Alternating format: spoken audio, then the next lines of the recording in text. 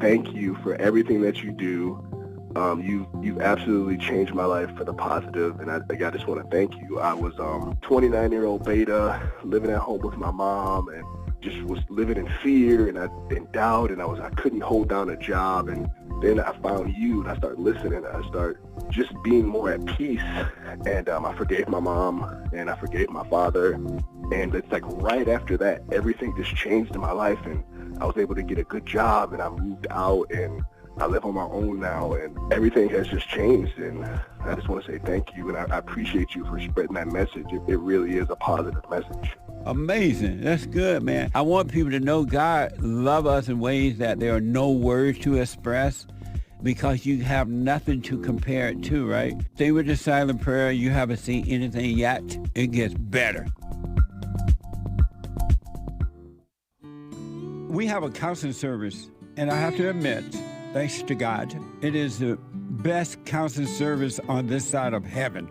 I counsel with men and women, families, individuals around the world. Most people are unhappy, they're miserable, they have rough lives, they're depressed, suicidal, young and old, of all races. I understand, I know why, and I do understand it. Because exactly what's happening in me is happening with everybody outside of me, inside of them. And I've noticed that with those who really, really, really want to understand, they overcome it just like that, out of one counseling session.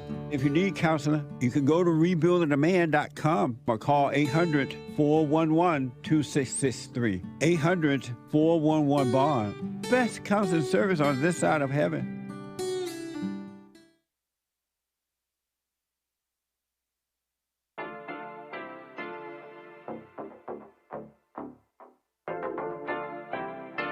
Isn't he Mexican? Colombian. He calls himself American.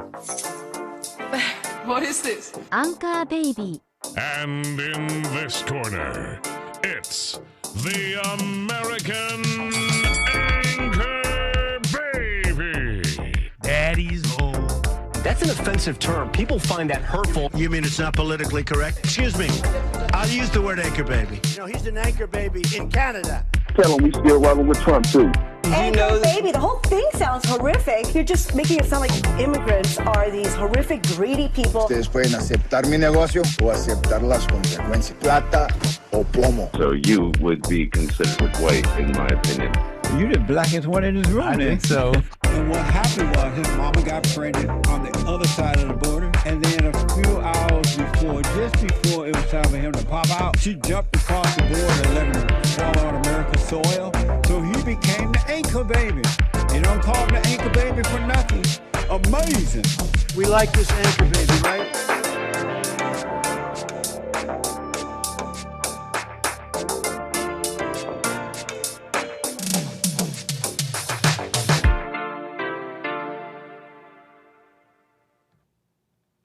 Hello, I'm the American Anchor Baby, and this is my show. Thanks for tuning in on this fine Wednesday. It's a fine Wednesday to be back with you today. Got a bit of a show for you. Hand rubbings ensues. Don't take that. Don't get weird and get me banned. Welcome to the show, folks. Okay, happy Wednesday. We got a bit of a show. News going around, stuff to get into, and all my viewers here jumping into the chat, joining us here. Is there a punchy TV later after the Anchor Baby? No punchy TV after the Anchor Baby show today. So be aware. But thanks for following that channel. Thanks for subscribing and being a part of that. And thanks for being here, coming in here.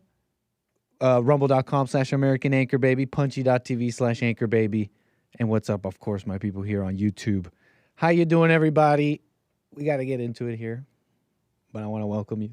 On this fine Wednesday, you could call in 888-775-3773. Bit of housekeeping. Got that all done, okay? But you could call in, okay? 888-775-3773. Yeah, I usually get a live stream. So, yeah, later today, no punchy. But that's okay. That's okay. We got a bit of a show here. Welcome, everybody. Getting to the nitty-gritty. Thank you for that. Appreciate it. We'll get to all of you. Thank you so much. Google's on my mind a bit. Some interesting things there. Google's on my mind a little bit. And I know that they were crying on TV. They were crying and lying, maybe. No, that's a definite. Let's not put a maybe on that. She was crying. She's lying. Anyways, I know that they were crying about Epstein and all that. You could call in. I'm not familiar with I haven't seen her yet, but, whatever. How you doing, Dustin? Old Saucy Dolphin. The Holy Roller. Jules. My people there on Rumble. How you doing, Cloud Bops? Kevin Howe. How you doing? Thank you for that. Cameron, Golden Rule, Albert. Welcome, everybody. So we can talk about what you want. Honestly, you could call in about the ladies crying. I think I saw something. They were saying it's not a hoax. It's not a hoax. Was that to the president? Is that to the administration? To the president? Lisa Phillips blasts Trump on camera. We are human beings. You got to know that that's lying and crying and desperation and blaming, no truth, no getting better. The misdiagnosis, what you say, but what's going on inside versus what's going on inside. What you really are depressed, whacked out, angry about. You just know that it's a lie when they say this, It's not a hoax. We are human beings. Oh, so you're trying to say me, the person, I don't exist, like I didn't go through stuff? That's a liar. Go through stuff. I'm seeing you. I'm seeing you on camera standing there. Is that what you're talking about? You're going through a press conference? Because that's what I'm seeing. Oh, the apparition speaks. The apparition says, but Nick, it happened. She's talking about something that happened to her. You insane person with your little ego talk, philosophication, whatever, apparition. If you want to live in your memories, then stay in hell. Sorry, folks. Let me get back to it. Sorry. Don't talk to yourself or the apparition. Don't do that. Don't do that. That was a funny comment, actually, on the Hake Report. How about a little bit of a personal conspiracy? Don't judge me for this. How are we going to trust this wacko with his weird ideas? I don't know if I believe this strongly. Like, I'm a skeptic. I'm really like a skeptic guy, so it's hard to even believe the following, but I have a bit of a personal conspiracy. And it goes along with something Hake was saying earlier about intellectuals talking to the apparition. I think this is not based in any science at all. So you're about to judge me. Like IQ, you're out there. You know what it is. You're like, oh, it's like already, it's genetics. It's already predetermined. Maybe. A part of me thinks maybe you could talk to the very old, smart demons. And you can start young. You can start from childhood. And then you get worldly knowledge. And then they start calling you a genius. They start calling you smart. Anyways, enough of that, though. 888-775-3773. I see calls coming in. I'll get to you. I appreciate all that. Google's on my mind a bit. Got some interesting things here.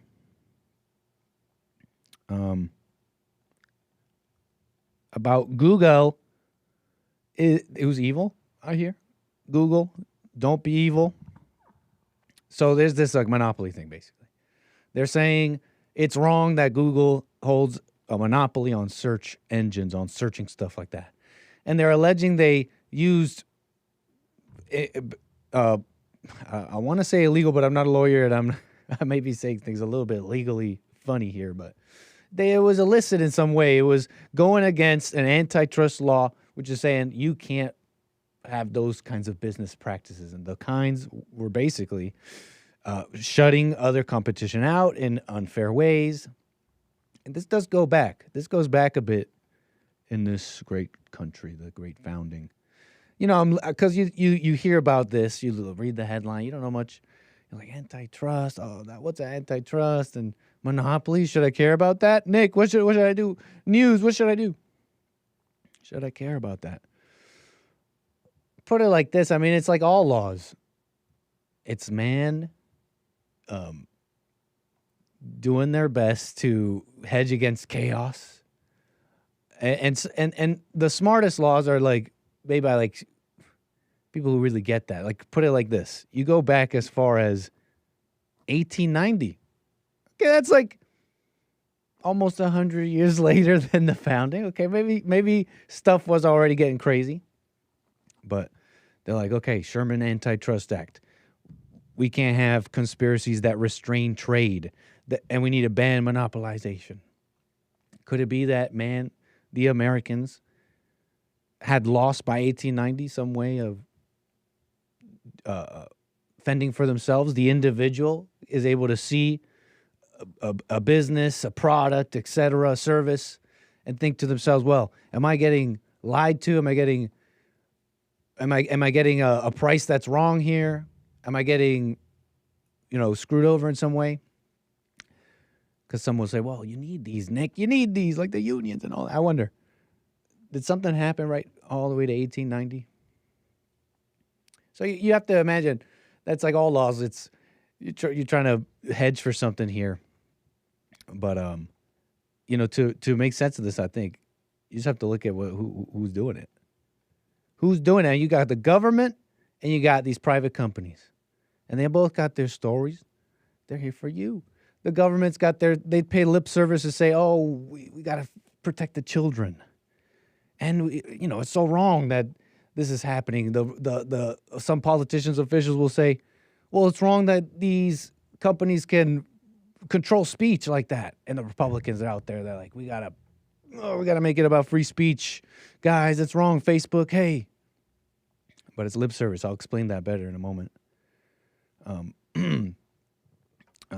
What I am describing, though, is they don't have your interests in mind. It really is a self thing here. And that's what matters. Okay, look. The Republicans, they hit you with because consider what it is here. Look, let me explain. They're going after Google because they're basically saying that they put Google Chrome, this browser. Now, if you're familiar with the internet, right? Maybe you're not. You were born with the browser, but basically the internet's all this information. It's not initially in all these nice pictures and text and organized. It's partly because of the browser, what you're using to access it. Of course, you got this Google Chrome you're familiar with, and they've been packaging Chrome with all sorts of devices, paying companies, Android companies, I think even Apple, to make Google the default search engine. Okay, and that's the center here, where they're saying you bullied people into doing that. You made take it or leave it deals, as they call it. You said you went to these companies and said, hey, we got a great deal for you, but you got to either it's this or I forget how they put it, but they called it take it or leave it deals, where they say that's where the bullying is, to force these devices to make your search engine default. You're paying them to do it. That's the center here. But it matters to explain that why. Because it's not about you. It's not about the public, okay? Consider the free speech thing. The last thing I really heard about some kind of like actual move against big tech companies censoring your speech was the old Section 230 debate. Oh, is it a publisher or is it the other one? Is it a publisher or a platform? Okay, and the thing is, it centers around the Communications Decency Act. Okay, the Section 230 basically says no provider or user of an interactive computer service shall be treated as the publisher or speaker of any information provided by another information content provider. So, like your Facebook, you're not going to get in trouble because some user said all this stuff, misinformation even or whatever. It's supposed to be like that. But then the companies went and censored anyways. They picked and chose.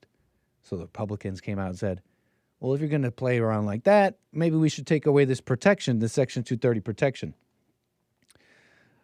I'm bringing this up to remind you, that was the last time I heard anything about free speech and the companies and tech companies and censoring. If you think this, the search engine thing has anything to do with anything about you or anything positive, consider the search engine. Just consider the basic point of this. What does it matter if the search engine is not default? If anything, that's better because Google's evil. But I don't want to say better. I mean, I'm talking about control here. But as far as a better like actual user experience and search engine, I think you could argue Google, the big guys, got it. There's something to be said about that. I mean, that's really the argument too against this monopoly thing. They're saying, well, look at all the time and engineering and money we pour into improving our stuff. How can you say that we're just sitting on our laurels here, just blocking out the competition, being bullies? Anyways, I'm not a lawyer. I do, however, see that when the government is like, hey, we're going after Google, guys. Hey, check it out, guys. We're going after Google to get their search engine. It's like, what do we care? You're breaking up competition. Yes, the government sees big tech as competition. For what? Information, data acquisition, control of dissemination of information, narratives. That's absolutely what they're in competition for. And that's how I see this. Now, I'm not giving you, like, I'm just telling you how I see it, right? This is just my impression. So, not about you. They're not on your side. It's browsers, right? It's not the free speech and all that. So what else about this? What else do I have to say about this? Google, what they're doing here. Yeah. And I guess they could do it because the people are dumb. But what was I? I think I've described that fine. Okay, you got the government, you got this private company.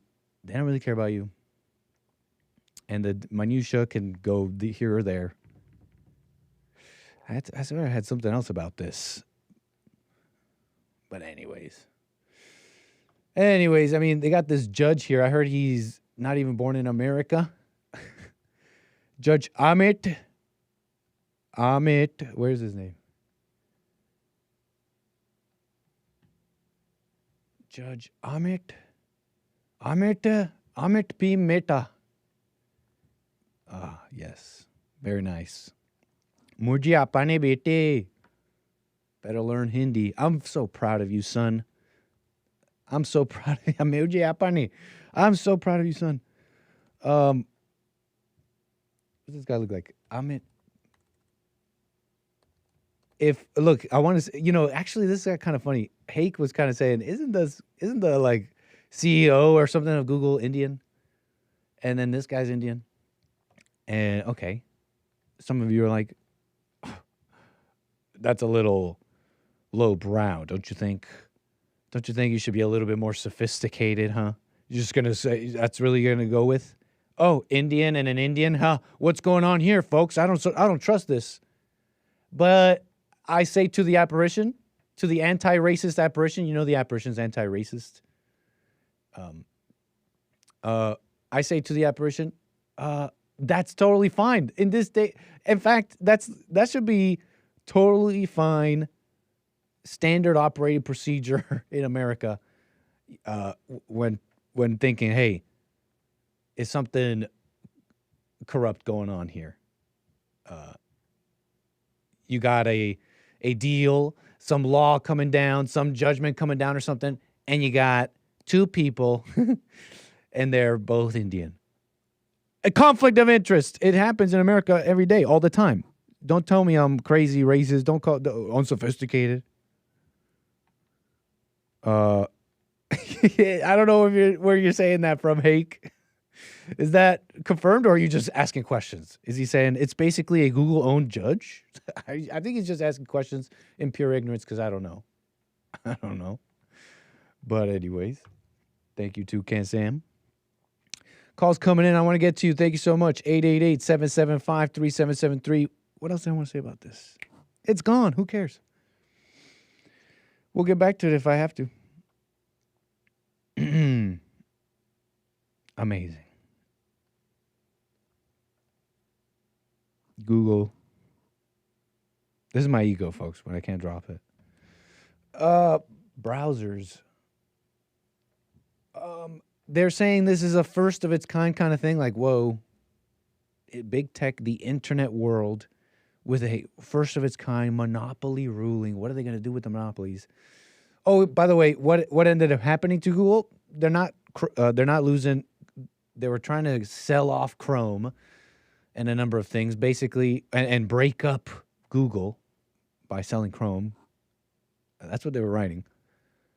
And I guess that's not happening, basically. The judge is like, basically the judge said, it is a monopoly, you're wrong for it, but we're not going to break you up. Don't worry. We're going to narrowly punish you. I forget how he put it, but narrowly is the word they used to not go too far, basically. And they're saying, you basically can't do that anymore. You can't go to these companies, pay them money to make your search engine default. So you might open up a program, your phone or something, and it might ask you sometime soon, do you want to go with DuckDuckGo or something else? I don't know. I use all the globalist search engines and AIs. But what else? Yeah, they're saying first of its kind, but there's a history here. For those interested, then calls.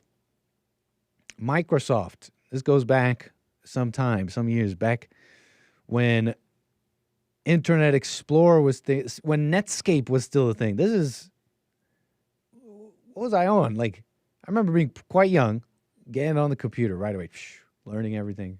But I was already on, it was Internet Explorer. I heard about a thing called Netscape. Anybody familiar? Basically, you had to pay for browsers at one point. It was like $30. I think it was even a subscription. I could be wrong.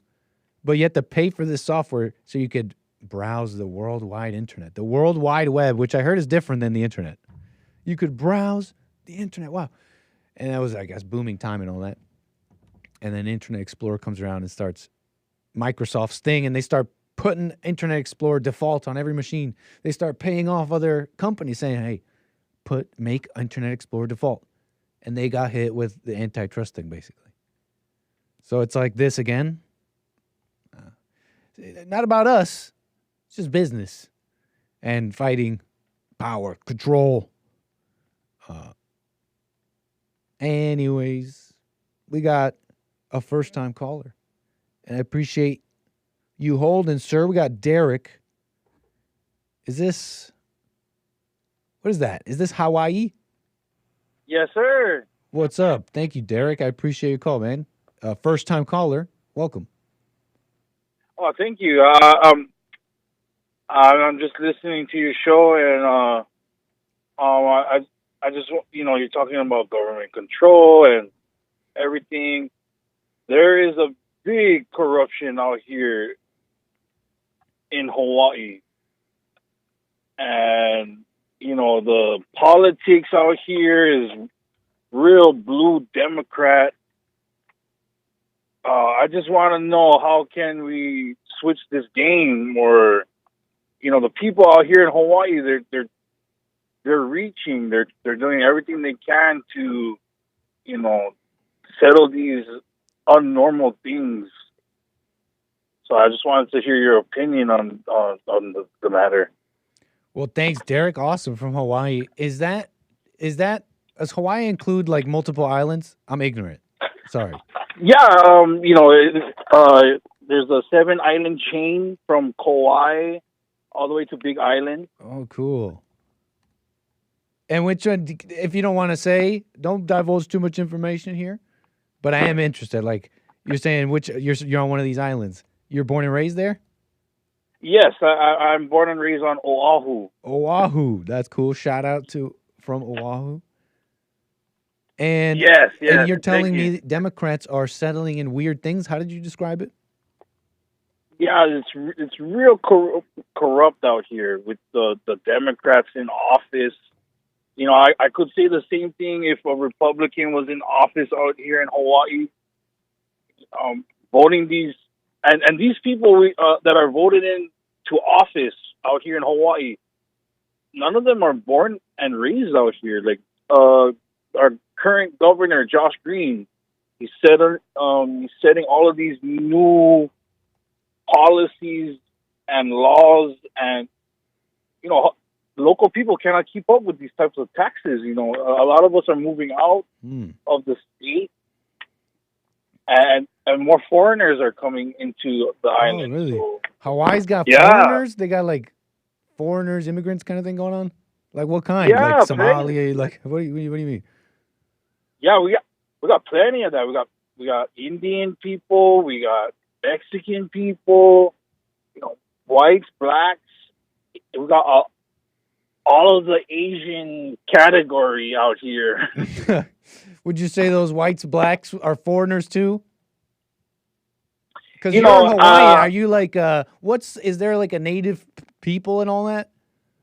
As opposed to like the whites and blacks and Mexicans? Yes, sir. There is the native Hawaiian people still around. You know, that's almost as if there's a genocide. Yeah. Shout out. What would you call them? The Hawaiians, maybe. Yeah. They're Hawaiian, and then I would say people who lived here in Hawaii, maybe anywhere from 10 to 20 years, I'd call them local residents. Yeah. Because they've experienced all of the unnecessary things that's been going on in Hawaii. It's real bad out here. And you know, with the Doge doing their audits, we thought they would be out here already, because we have this monorail going on, and it's on Oahu, and it's costing billions and billions of dollars. If you ever come out to Hawaii and you see this monorail, it doesn't cost billions and billions. It wouldn't look like it costs billions of dollars, and it's messing up this island. Interesting, man. I didn't know this much about Hawaii, but I read that for example, the New York subway system, and it's one of those things you read that you gotta maybe double check. It sounds so crazy, but I can almost believe it.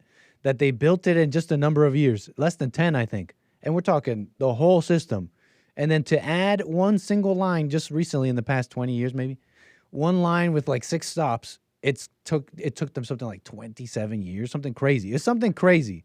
So I can almost believe it. Crazy. I don't know what it is. It's breakdown. It's corruption. You can't build stuff like, I don't know what it is. But that's the side point. You know, I wanted to ask you about, you said, you're also saying, oh yeah, you were describing some of the economic things. What other weird things are they, how did you put it? You said they're putting weird things in place, like culturally, I guess, is how I gathered it. Yeah, you know, Josh Green, now, you know, with tourism, that's like our main income in Hawaii. This is how the state makes the majority of its money. Josh Green is raising the tourism tax on, you know, he's raising hotel prices. He's even raising the prices for cruise ships to dock. You have to pay a higher fee, and it's like, how are we gonna maintain this island when the tourists they might just skip this aisle and go somewhere else because Hawaii is just getting too expensive. Terrible, man. Last question for you. You mentioned something about black people. You guys got black people in Hawaii? You having troubles? Yeah, the thing is, we are experiencing a little bit of the Black Lives Matter out here too, and what I don't understand is this place is so diverse that black people in Hawaii had to say that their lives didn't matter out here in Hawaii, and if they wanted to make like we didn't see them. Because this place is so diverse. Yeah. Like what protesting and like the political stuff. Yeah, how did Black Lives Matter end up in Hawaii? And the talk about racism. I got that. What about crime and stuff? Like, were you saying that that's what you were facing? Crime out here is worse than in Utah. So what's your question or comment? I mean, you already made comments, but so what was your question? I wanted to. With the Black Lives Matter, how can we change the black mentality out here to make them feel like they've already been seen? Yeah, you know, I've noticed you can't do that. It's an impossible task, and I think if you learn about yourself, you'll find that anyone setting out on such a task is motivated by not nice things, but really by judgment and wanting to control and not really understanding what's going on. Look, to try to think to yourself, we need to change. We need to think to yourself. I need to go change these people's mentality. I mean, you were listening to me talking about the control of the tech and the government. Yes, you notice the public, they're not really individuals and think for themselves, right? They're in these groups. And so that's why they can do this. That's why they can tell you what to think, give you a narrative, lie to you. That's why that's happening, right? And you notice the people running all that stuff, running the censorship, the politics, it's people that don't care for, I think, the Americans. They're enemies in a sense. I try and be light with that word, but yeah, they're enemies in a sense, and they don't like Christians. They're bringing in all these people and they don't like them. They're Muslims. They don't like Christians. I think even the Jews, I've seen that. And personally, I don't team up with all these people I've seen. And it's like, oh, they killed the Christ and all that. I'm just reacting to what I see. They don't like Christians. They don't like all these people. So what am I getting at? You can't change all these people. You can't change them. So what can you do? You got to change you got to change your world. You're like, oh, I need to, worry about all these people who see me this way. I need to change their mentality. Yeah, drop all that. How about start there? You drop all that, and worry about you. Work on your life, and it's like then you start realizing that's like the only thing you could do. And then maybe this is like not the reason you do it, but kind of the symptom that happens to living right. Maybe you start spreading a message here, and you start realizing just that's being the only example. Yes, that's the only thing you could do. Unless you decide to join the government or something, but I mean, what else can you do? You want to try and go around convince the world here? You're gonna make yourself crazy. Well, up a wall. The thing is, the only thing is because Hawaiians have been dealt with all types of challenges, even with being,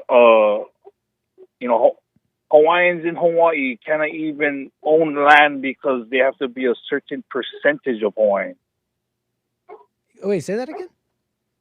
Hawaiians in Hawaii, uh-huh. they can't even own their own land because they don't reach a certain percentage of Hawaiian descent. Hawaiian blood. Help me understand they have to be that. More than. You have to have a certain. Yeah, they have to be at least 50% or more Hawaiian to enroll in getting Hawaiian lands. And if they don't meet that criteria, they're just on a waiting list. Oh, well, I didn't know. So it's like a law, and this is about owning any land in Hawaii. You have to have a certain Hawaiian descent. Yeah, you have to have at least 50% of your blood. So are you Are you allowed to own land in Hawaii? Anybody is allowed to own land, but with Hawaiians, it's limited. Being this is Hawaiian land. We can't even own our own land out here. I'm not following. Are you saying that a non-resident of Hawaii can own land without any restriction, but a Hawaiian who's living there or whatever, a resident, is restricted in some way? Is that what you're saying? Yes. Oh. And why do they do it like that? I'm not too sure. That's why it's real complex out here. Yeah, because I'm thinking of like developers, hotel owners, and all that. So are they like a percentage Hawaiian? You're saying that doesn't matter. That same restriction doesn't apply to them. Yeah, when Hawaiians go out and try and own land, maybe the Hawaiians were doing nothing with the land. I'm not trying to justify it, but maybe they were doing nothing with the land, and that's why they did that. Hawaii, before the annexation We of can't Hawaii. let these people have this land. Look at this beautiful land. They're doing nothing with it. Maybe that's what happened. No, Hawaii had cultivated the island, and then there was the annexation of Hawaii. Oh. And then everything changed. This island was all cultivated by Hawaiians with the ahupua'a. Oh. Well, okay. Yeah, man. Hawaiian history isn't big out there in America, so. Well, I appreciate that, man. So you still want to change the mentality of black people? Yeah, I mean, Hawaiians out here have to change forced to change In what way? by the government forcing us. Like I said, we can't even own our own land. And why was How that is bad? that? It's forcing us out of our own. Hawaiians have to move out of this place. Yeah, like they're Like if you running are things from not as somewhere, well. But why but you're going away from what I asked, and then we got to move on here. Why do you still want to change the mentality of people? I want to change not of people, just black people. Oh, okay. And why? Because they're putting themselves. They're the before only ones Hawaiian whose mentality needs to be changed. people. Oh, they're the only group out here that's asking for something. Hey, that might be facts, but do you think they're the only people whose mentality has to change? Why is there anybody else's? Well, maybe yours. Here you are going around thinking you need to change people's mentality. And think about, let's say, the white people, for example. It's like they have to change their mentality too here, thinking they need to be anti-racist or that they are to blame for other people's problems or that they have to be nice or something. The Hawaiians who think that the Hawaiians maybe who think, and I don't know how many think this, but I'm gathering just from you, like any Hawaiians who think, well, what were you saying that like the land was taken from you guys or whatever? Kind of sounds a little black unless I misunderstood you. Yeah, I think so. This island was annexed by white people. Yeah, that's what I mean. But then again, was it always when you were born in Hawaii? Was it already annexed? Were you born into an already annexed Hawaii? Hawaii was annexed. Hawaii was annexed in the late 1800s. Oh, okay, so why even have a grievance over that? Because what if Hawaii was worse before, and here you are living in like an America helped Hawaii? I don't know how to explain this to you because you don't have a understanding of Hawaiian. But you sound like a black person now. You sound like black people who are like, I don't know how to explain this to you, man. You're not black, and your ancestors didn't go through slavery. I'm sorry? Do you see the parallel in how you're speaking? It's like how black people say, "Hey, you couldn't understand this. You're not black, and people didn't go through slavery." So you know, white people brought slavery to America. Hawaiians were never slaves until white people came and made them slaves. Wow, sounds like probably why Hawaii got annexed and made into the place you can enjoy today. Derek from Hawaii. It sounds like why, because like, imagine if if you're telling me they were enslaved, that means a lot of things. Meaning, and I'm not justifying. I'm not saying it was good or bad, but I'm saying like you're telling me that the possibility was there for those Hawaiians. They were able to be enslaved, so they were unable to defend. They didn't have enough to defend themselves. So. If they didn't do that, maybe you wouldn't be in a Hawaii that you're living in today, kind of thing. What do you think? Yeah, that was way before your time. I'm not understanding how you're wording things out. Fair enough. But anyways, Derek. But thank you for your time, sir. Call me again, man. Appreciate that. Yeah. 888-775-3773. Did I spend all 2 minutes on there? I was having fun with Derek there. Interesting stuff about Hawaii. And then we ended up getting into something that maybe didn't need that much time. But mentality, changing mentalities. Whose mentality we changing? Let me get to how about we do this? What do we do now? What shall we do now? Talk about the public being dumb and Google, right? Because you got the government knows this, and they're like, we gotta like keep them from learning too much here, censor them. They can't know. We just gotta keep them from really knowing too much of anything about financial stuff, about how the history of the government. It's just whatever. There, right, and then the big tech companies are like, how do we extract data and money out of these people? And then, some semblance of not just some semblance, probably just as much as you, really. If not, maybe a slightly more semblance of, slightly more because they're creating stuff here. We're the bumps on the log. But, you know, a semblance of decency or something. But, right? The fools will be blown around. That's just how it happens. Look, talk about that. How's that an example? He's going to give you an example.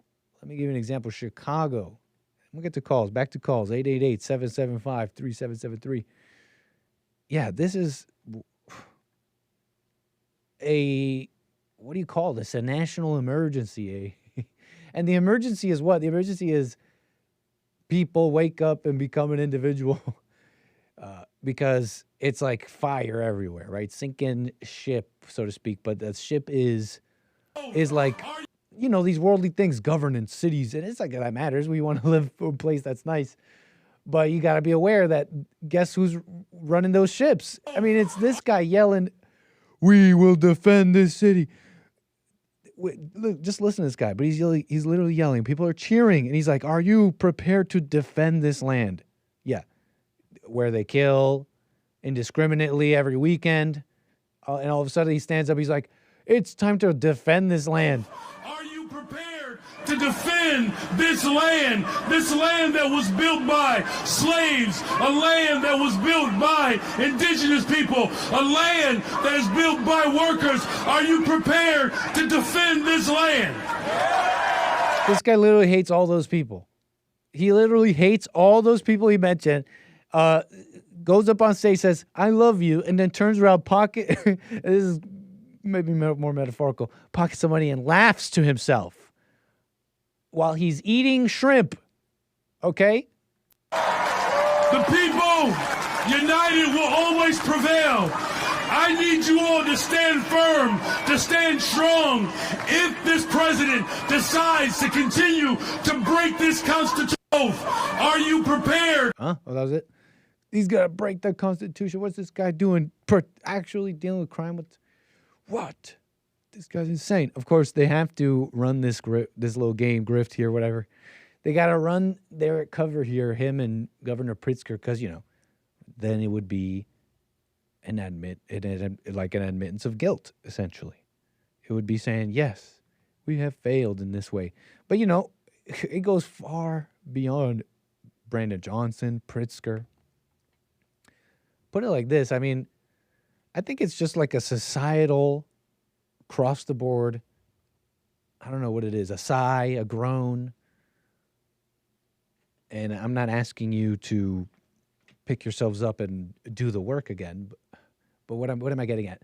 There seems to have been maybe, because before Brandon Johnson, it was somebody else. Before Pritzker, this crime being concentrated in certain areas with certain people. I think society has done like a collective kind of,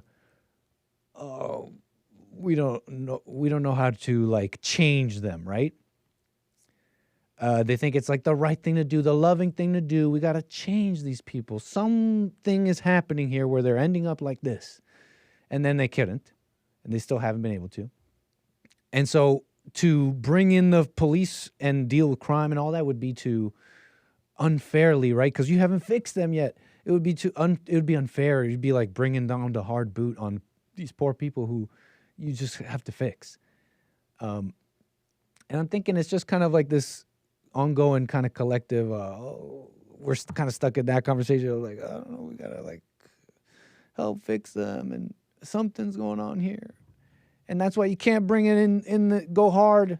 And even that conversation is old and stale, and it's just like politicians going along with the status quo, and going with tried and true methods of maintaining power. Yell about racism, yell about, hey, don't do that. We care about this. That's what I personally think is happening. And what can I say? Call it a whole societal ill, because maybe we're all collectively wrong about that. I don't know if I necessarily think that myself, but consider,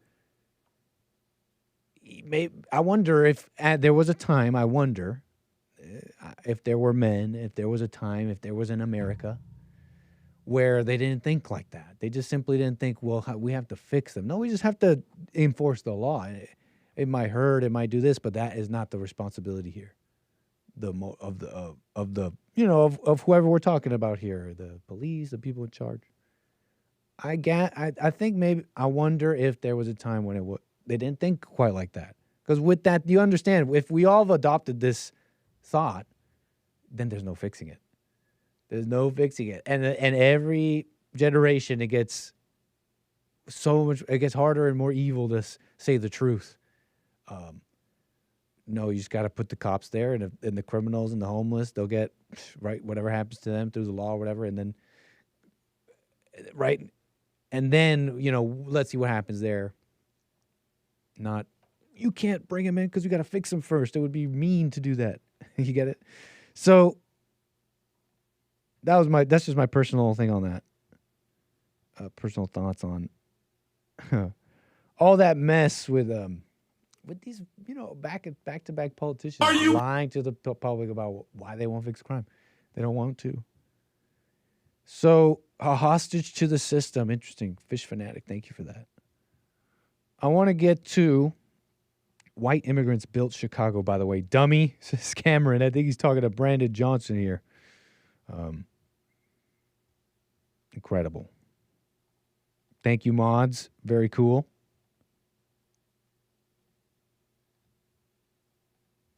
Don't Google that. Don't Google that kind of ranch. Okay? Some of us are all too aware of the trauma that we were traumatized for breakfast. I should stop because I'll just be encouraging these fools in the chat to act up. But if you know what I'm talking about, some of these videos that were proliferated on the internet over the years, especially in our youth, and they're full-on, trauma MP4s for the young and impressionable minds. And they were just like a click away, easily searched. You're like, the parents are like, oh, what we had to go through. It's like, do you even know? Do you even know?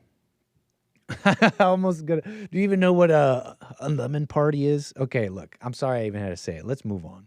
Now we're talking about terrible things. Trauma bonding with my chat. Okay, a waffle of a certain color. Okay, that's enough. Let's keep it moving here. That's terrible. I want to get back to my calls. Tonight, President Trump.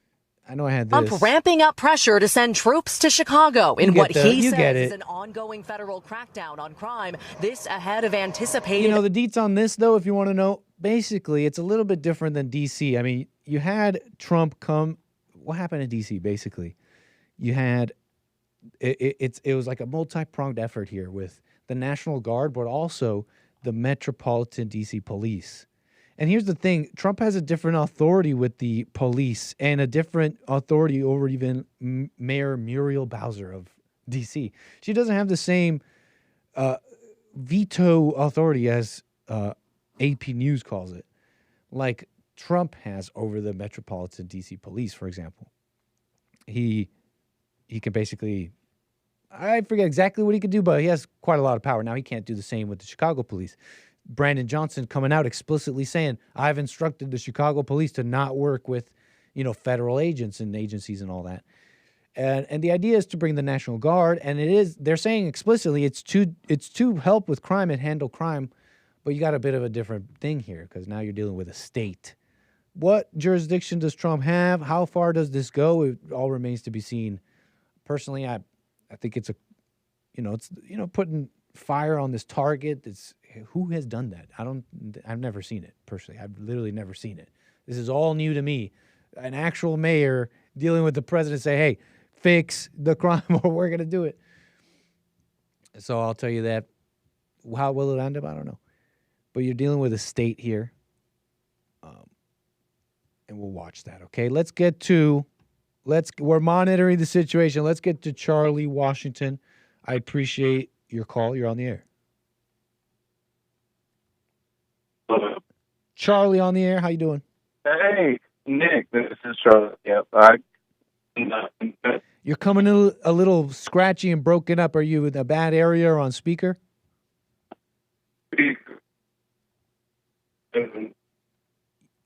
You're breaking up big time, Charlie.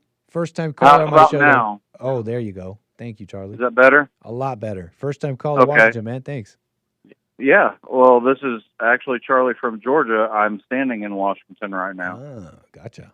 Cool, That man. might be what the signal's terrible. Well, first things first, I want to say thank you very much to you and the rest of the crew. My wife and I had an amazing time Sunday. And the restaurant. Charlie, what's up?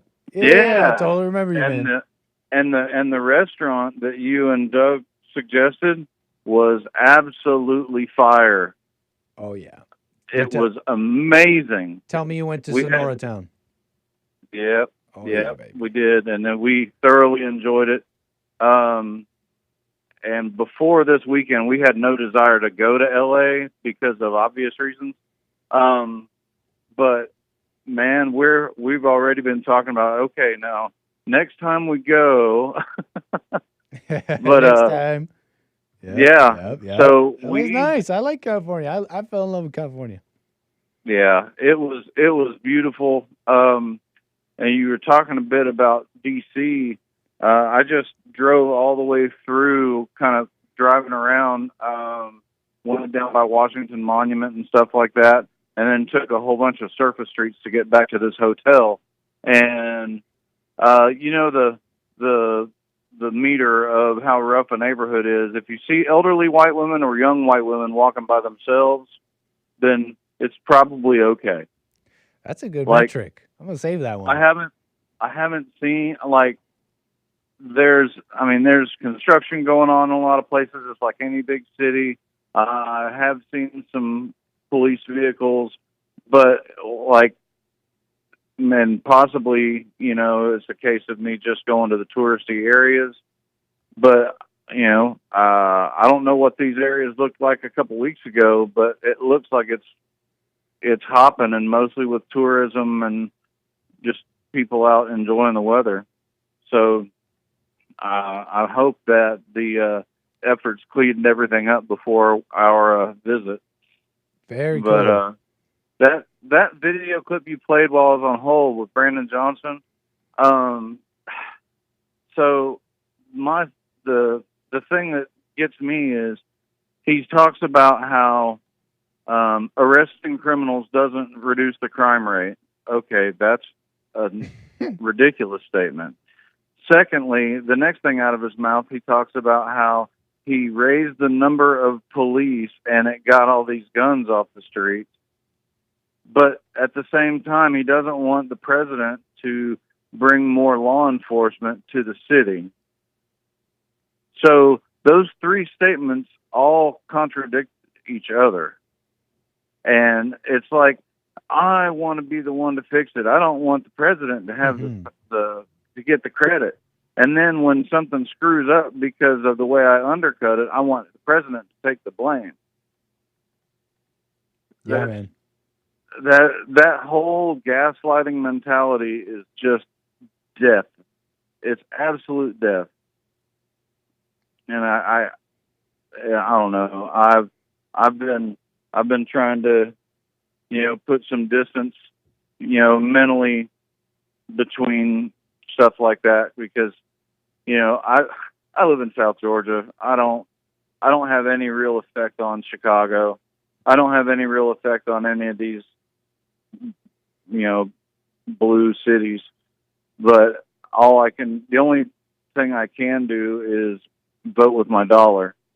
So, that's all most of us really have as far as trying to affect some kind of policy in a city that's 3 states away, is just okay. As long as Chicago's crime is ridiculous, we're not going back. I've been to Chicago a couple times, and the last time was 2019.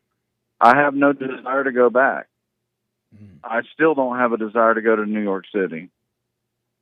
Chicago's supposed to be like the center of the country, no? It's like the biggest railways, the biggest airport. It was like the center at one point. Major shipping hub. That's right. But yeah, that sadly that's the only thing that can be done, and it doesn't matter if tourism is down because then they'll just raise taxes on the poor people that are silly enough to vote the same politicians in year after year after year, and at what point does it become your quote unquote fair share? Yeah, it's just it's a mess. It's an absolute mess.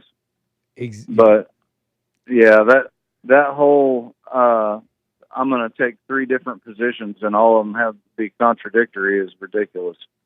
They need to get rid of him. They need to get rid of Pritzker. Talks about how the president, he only cares about billionaires. By the way, what's Pritzker's worth? He's in the billions. Is that so? Yeah. Wow. He's These people get very wealthy in office.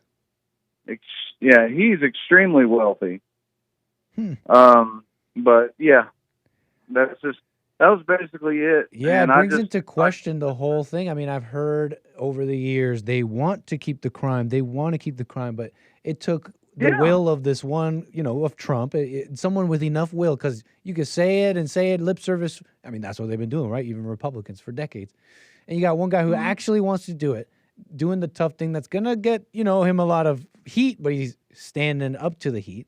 And so what is that? Right. Bringing in the guard and all that stuff. And it just took that aspect, that will of really wanting to do that to, I think, in my opinion, reveal what is going on, which is that they don't want to fix the crime. It's like even worse than it's even worse than talking out of both sides of their mouth. Like, in one hand, the cops helped, but I want to get rid of.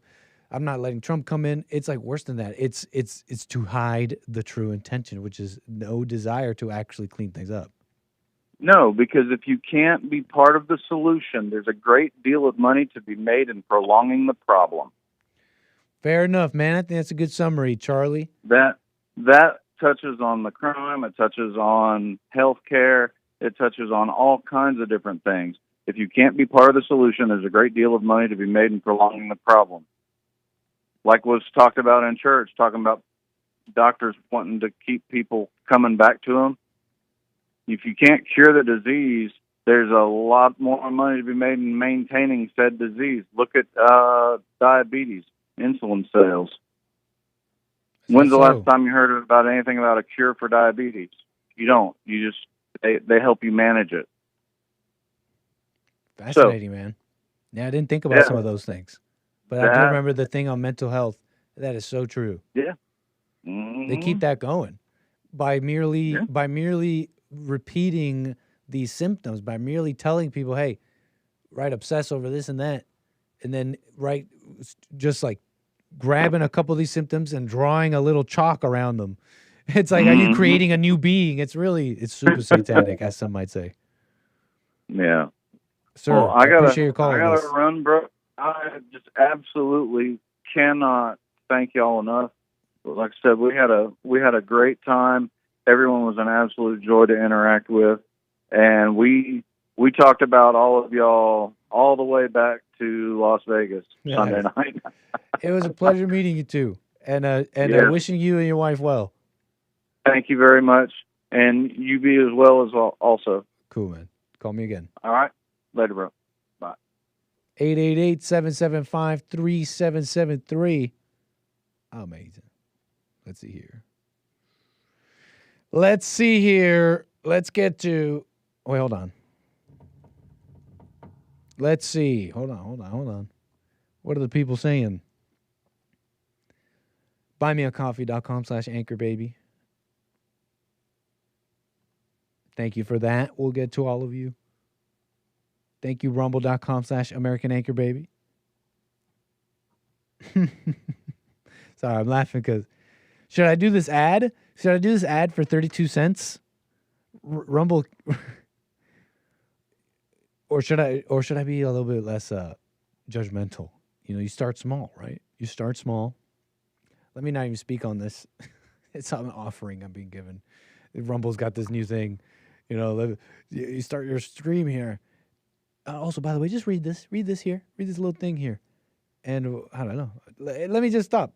Rumble.com/American Anchor Baby. Appreciate the support. Punchy.tv/Anchor Baby. Let me get to let me see here. Let me get to Colin out of Tennessee. I appreciate your call. You're on the air. Hello, Nick. How you doing, Colin? Oh, this is not Colin. This is Alex. Oh, Alex. How you doing, Alex? Appreciate your call. Oh, doing all right. Doing all right, man. How are you? All is well. No complaints. I thought for a second you said a caller out of Tennessee. And I was like, caller. I, in fact, Colin. did. Caller, Alex out of Tennessee. Gotcha. Yes, I was kind of reflecting on the trauma thing, and the last caller has kind of touched on it a little bit. Have you ever heard of the Hegelian dialectic? Are you familiar with that at all? I've heard of that, I think. He is like a German philosopher. He, in a lot of ways, guys like Karl Marx were inspired by his work. And what sort of kind of arise out of that situation, some of his observations of how people behave, or how things interact with each other, is the sort of problem, reaction, solution, things that you tend to see nowadays, where a problem is emphasized in some kind of, and a reaction is inevitably going to occur, and then a solution is offered.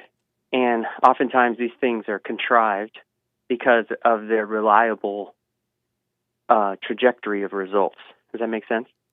Yeah, you're saying you can reliably arrive, convince people, etc., by, right, like you said, presenting them a problem, letting them react, and presenting them a solution. Right, and some of these solutions are sort of preconceived in a certain in a lot of ways. They're following. You're saying the whole thing was planned from the get-go. Yeah, sort of predetermined ways to kind of force people into moving in a particular direction, or enacting certain kind of laws that otherwise people would otherwise not want to accept, if without the problem first. Mm-hmm. And that's kind of like what you see a lot in this civil rights stuff. Wow. Amongst many, many, many other things, from pharmaceutical things or whatever, and it reminded me too of kind of what Jesse was talking about earlier, about how with the king and the people, and how these I'm trying to remember how I was sort of conceptualizing this or understanding this. But it's worked the same way in a spiritual way, where these problems occur, and because of that separation from the truth, the separation from knowing and understanding, and because you've departed from the truth through trauma, now that trauma has a hold of you, which is the darkness. It's that separation, and that darkness offers you a solution. But that solution is because it's coming from the darkness, is only intended to really keep you in the darkness, to keep you serving the darkness. And it manifests in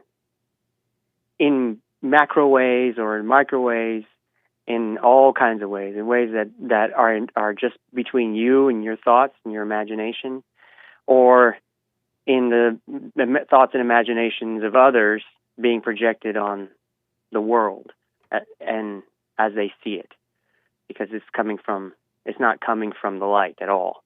Does that make sense? I think so. Can you give me an example maybe of what you're saying?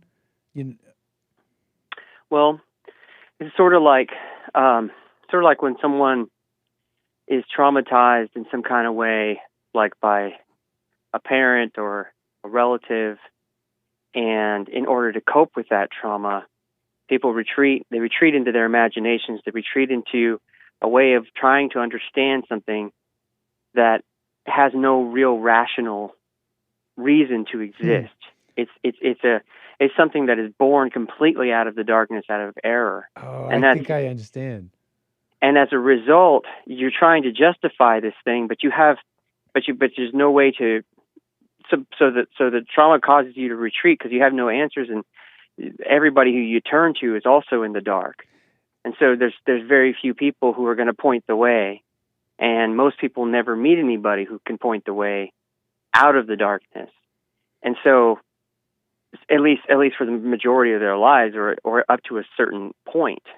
And so, as a result, they conjure solutions from the darkness that they themselves have retreated into in order to understand what was done to them. And that, of course, doesn't yield results. It only yields more darkness, because the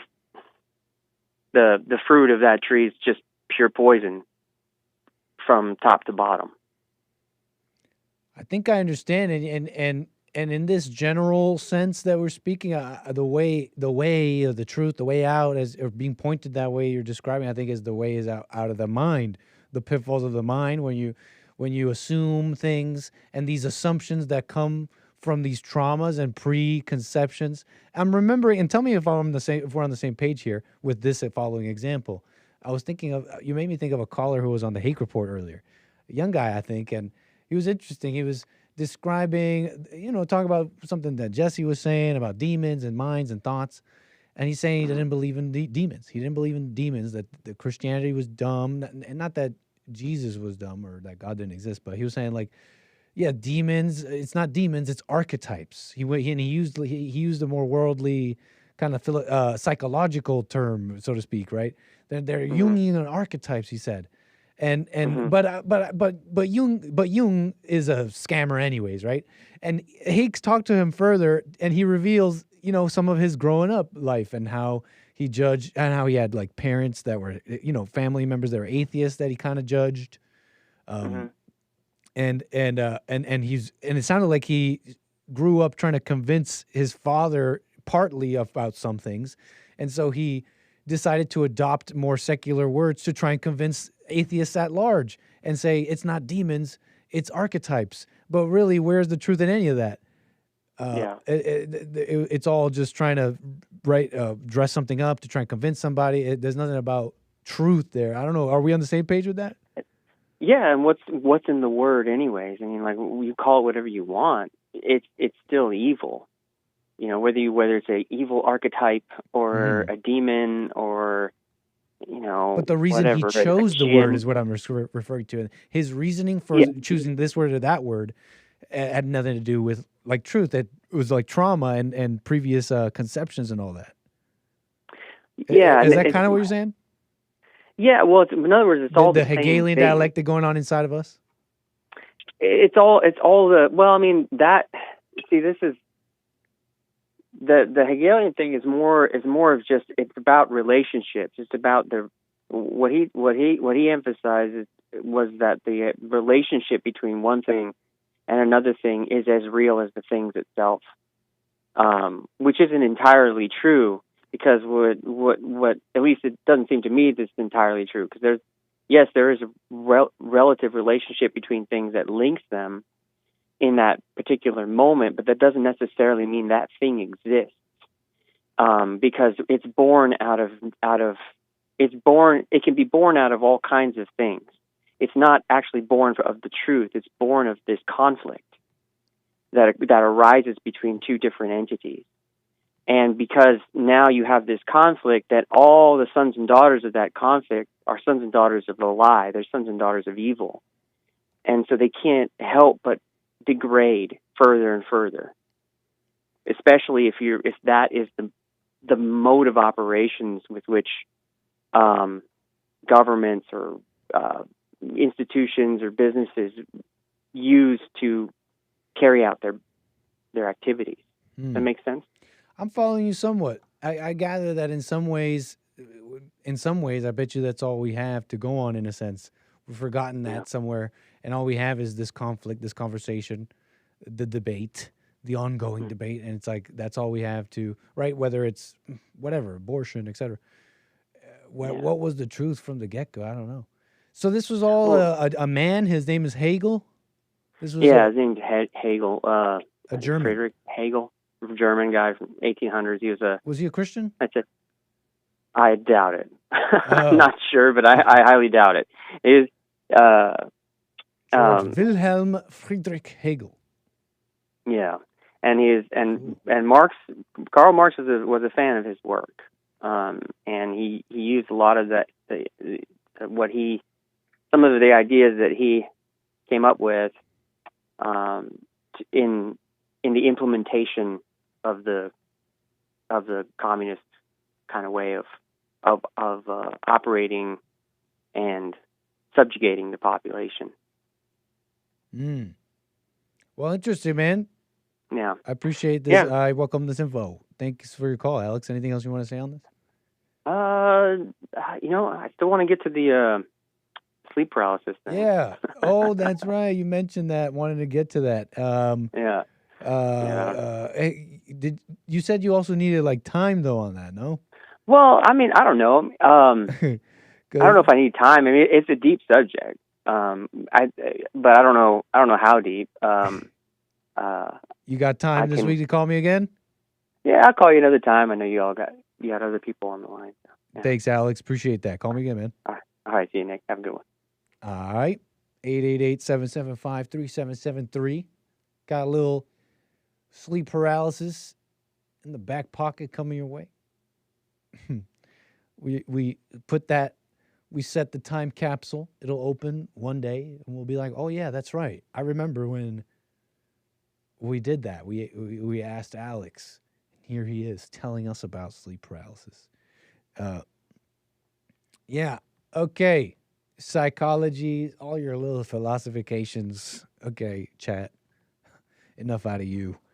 All your little philosophies and philosophies, and I'm trying to sound like smart dumb. You know what I'm trying to say? Like, philosophies. Anyways, whatever. It's a character. Look. I want to get back to calls. 888-775-3773. Am I judgmental? Is this a fine setup? Is this the kind of life you want to? Is this the old age you want to grow into? Is Bruce Willis living in old age? What's the word? With a dignified old age. You might be somewhat familiar. The man is basically, they're saying, got some sort of something going on, dementia maybe, something like that. Battles with dementia, as they report. They're saying it's, going downhill. They were saying in some headline I saw, it's going downhill. You're saying Bruce is living in bliss. You're saying, are you familiar, Cloud Bops, with people with dementia and all that? Anybody in chat familiar? It's not always all bliss. I don't know what to say or why. But, you get this impression. It's like, oh, I'm just, look, you get this. In fact, you look at this picture probably. You probably look at this picture maybe. Eyes closed. Like, bliss. I really don't know. Maybe it is. I'm somewhat familiar with dementia stuff because of, look, okay, I've been letting YouTube autoplay. And I've been watching all this crime crap, and it's kind of interesting because of human nature. It's actually fascinating. And I've seen a few of family members and spouses of people with dementia and stuff like that, and some of the crimes they commit, right? But I end up learning about, this setup. It's usually pretty. It's not the easiest thing, folks. That's what I hear. Look, it seems like they need a lot of care, and there are moments of maybe peace. But they're forgetting stuff.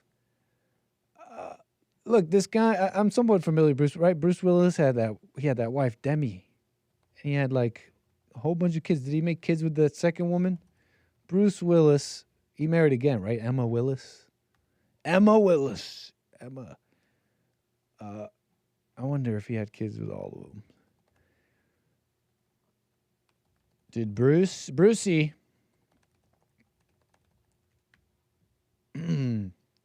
Now, Demi, Demi Moore? Some of you are more familiar, probably. Her heyday, maybe? What was she even in? I don't know. I just remember hearing these jokes when I was young about Demi and Bruce and how, I forget exactly how it was, but I remember somebody older than I was young, and he was making these jokes about how Bruce, bet you Bruce, something like Bruce didn't know, or something about like suing Demi or something because she got like plastic surgery. So, it's hard to really know how your kids were going to come out. I don't know. I mean, I guess, I don't know, maybe. Whatever. So why was I bringing this up? Look, I'm looking at Bruce here. Surrounded by, it seems to be like 5 daughters. Yeah, 2 daughters and another 3 daughters with Demi. An ex-wife and a wife. This is Emma and Demi, right? And I'm thinking about like, I'm like, okay, well, that's the guy. He's like worked hard to build all this up and take care of all these people. And I gather that they are, this is just my impression, but I gather that this has been a little bit of a come up for some people here. Bruce here. Like, for example, with Emma. I don't know about you, May. But my wife, let's say I'm 70. That's Bruce Willis is 70. I'm 70. I start getting like dementia or something. And then my wife writes some book and goes on some tour, starts wearing glasses and looking all smart and just, right, she just goes on this tour, this book tour. I'm like at home. I'm forgetting stuff. I'm looking in the mirror like, who is this? Hello! Help, someone help me. And then it's like some caretaker runs up like, this freaking guy, kicks me in the back of the knee. So I go down because nobody's looking and I'm demented, right? And my nurse has maybe some racial animus. They are of some sort of ethnic. There's some sort of ethnic. And they have racial animus, right? So they're kicking me down. And my wife's out there. Look, I know maybe I'm judging. I don't really care. Look, but man, this is your female world, I think. Women are pretty evil. And I'm trying to play this video, and the Daily Mail, terrible website, unusable website, is not allowing me to do so. And she goes off on this book tour. Where was I? Bruce don't care about that ish. What do you mean? Because are you trying to make a joke about his mental acuity? Cloud Bops, that's pretty messed up. I think I even heard, it was in that clip that this Emma lady, she was like talking. In fact, I think she also makes a sort of quip about his mental acuity. Something like, she was being asked about like how hard this all is. And she's like, it's so hard on me. It's just so much I have to do. It's so hard on me. She's basically making it about her. And then I forget how Bruce comes up and she's like, I don't think he even knows. And it kind of like kind of smiles or something like that. Kind of saying, yeah, he has dementia. He doesn't know what's happening. Anyways, look, I'm just messing around a little bit. But you give it all. You give it all, and it could be your own family. It be your own family sometimes. It be your own family. Your loving wife. Now, I wish I could play this clip, but it does not matter that much. Now, anyways. So I just wonder, you got the Instagram stuff, all this stuff. This is such a nice little image, no? and Demi and all the daughters to what? To basically put it's putting on a show. It's a big old show. Meanwhile, you worked hard to give him all this stuff, and you're just like a cash cow, baby. Instagram likes. Nick, is this a real thing? Yeah, Bruce Willis is in fact, got dementia. They're saying it's getting worse. He's got 5 daughters, 2 with one wife, 3 with another. And they just post him on Instagram. They do this thing. They put their heads on him, and he's eyes closed, and he's like, and she's got the book. She wrote this book, Emma Willis. And she's on tour about her book. And the name of the book is great. Where is it?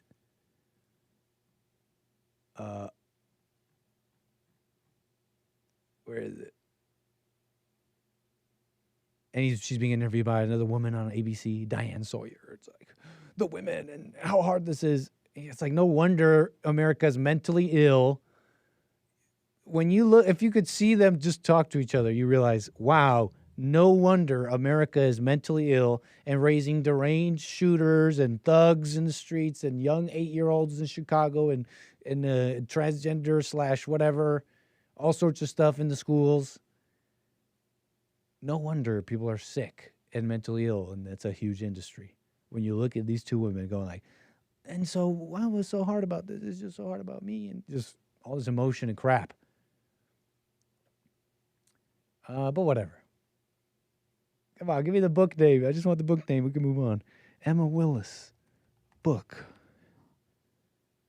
The Unexpected Journey. Finding strength, hope, and yourself on the caregiving path.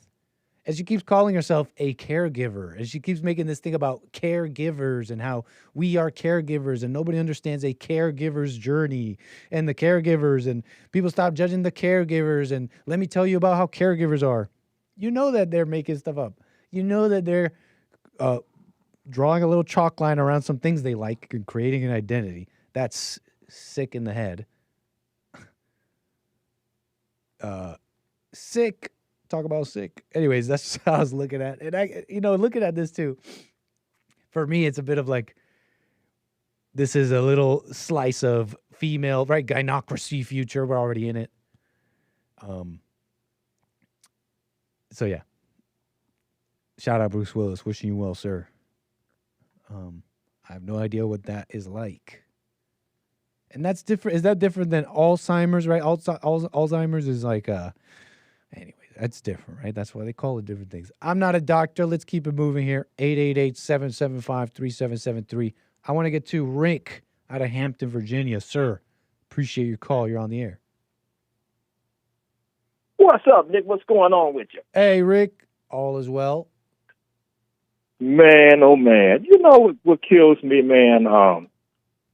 When you get these Rashida Tlaib and all these people from Somalia and Palestine, here's my take, man. As I said before, you heard what I said. Anybody that's not naturally born in the United States of America should not be allowed to join our military or Congress. What you feel about that? What you think there, Brother Nick? Do it today. Do it yesterday. I don't need to ever be in government. That's okay. I can still love the country. I don't have such an ego where it's like, well, I'm not, when's the country going to love me? And when am I going to be a full citizen? Whatever happened in my past happened. No anchor babies in government. And if you love the country, you would see that would be far too positive not to enact right away. No foreigners. And I don't know exactly if you meant anchor babies, but I'm just saying, if you weren't born here, I personally was, but I'm saying even me, with parents who were like, immigrants and all that. But yeah, I'm with you, man. No, if you weren't born here, you can't be in the government. You just can't. If I went to Canada and I, moved to Canada and I'm not a natural born citizen, I would understand that law. Because to me, when these people, when they come from Palestine, Somalia, they're trying to take it from a capitalism economy to a socialist.